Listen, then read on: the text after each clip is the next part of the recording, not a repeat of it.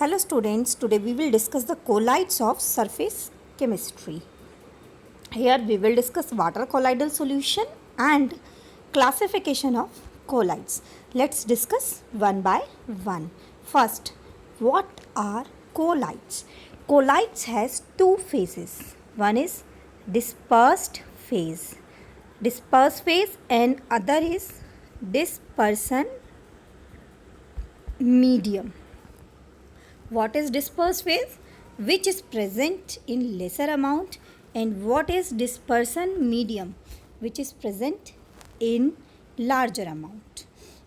Here now, what are colloidal solution or colloids?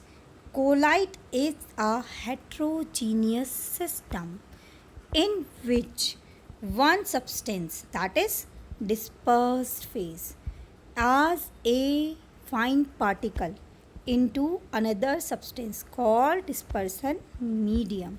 The range of its particle is 1 nanometer to 1000 nanometer.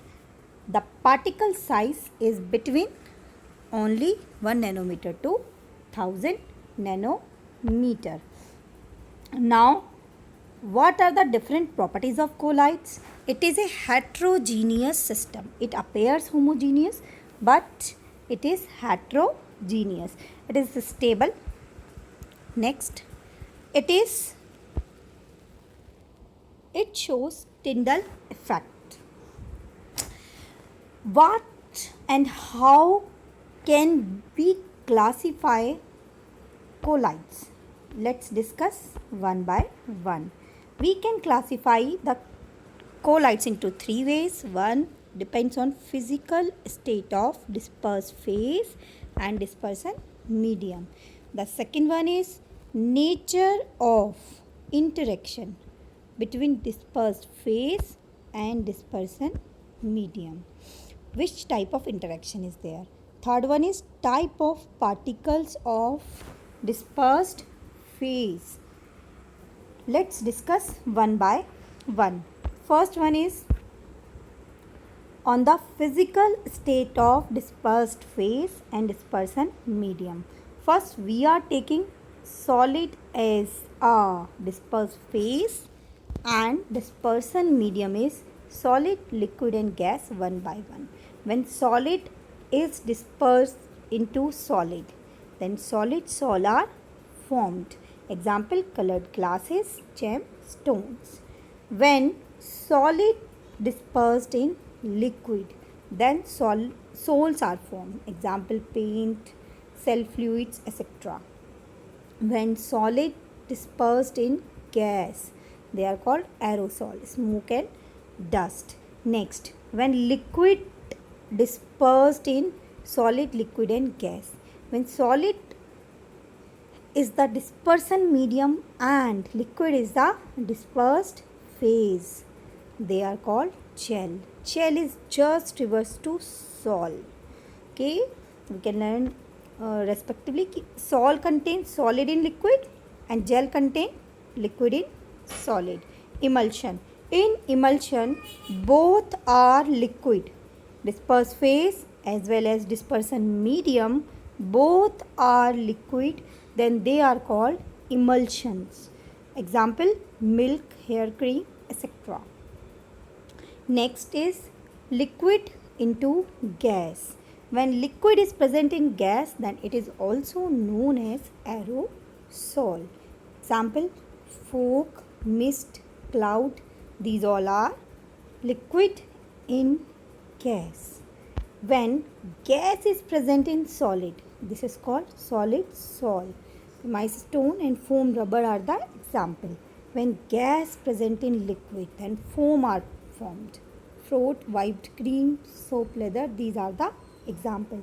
Here we does not take example gas into gas because when gas and gas mixed, they form homogeneous mixture which are true solution, which are not in the category of colloidal solution.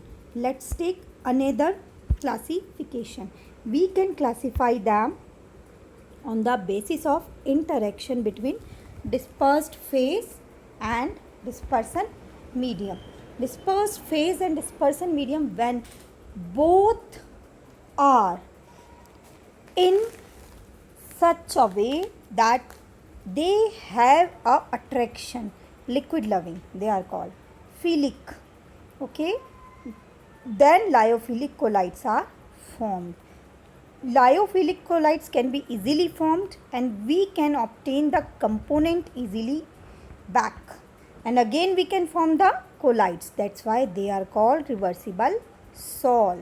Lyophobic colloids, here liquid heating, where the dispersed phase and dispersion medium both have repulsion, but because of special methods we form lyophobic colloids. They are very stable, they are irreversible.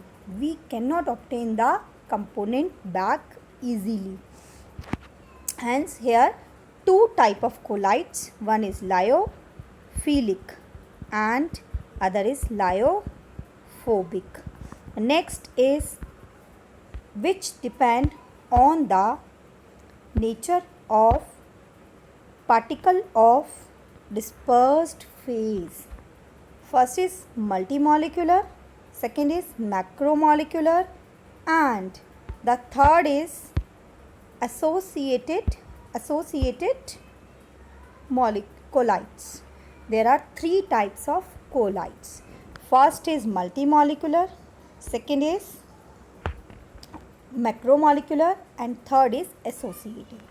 What are multimolecular colloids? In which particle size is very small, and when these small particles come together, they come in the size of colloidal particle and form colloidal solution.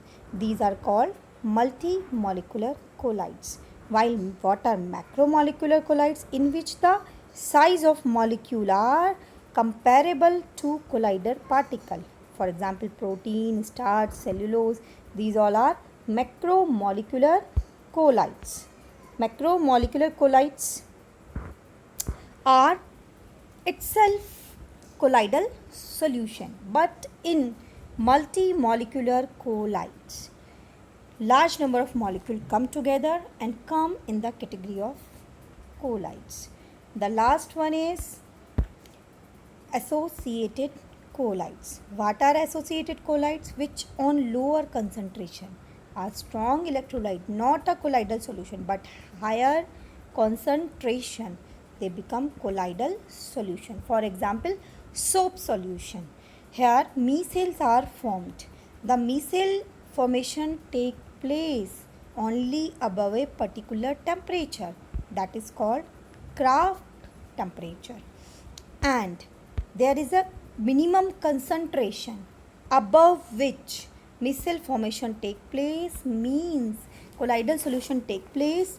This is called critical micelle concentration, CMC, and the example are soap and detergent. And you can see this is the micelle.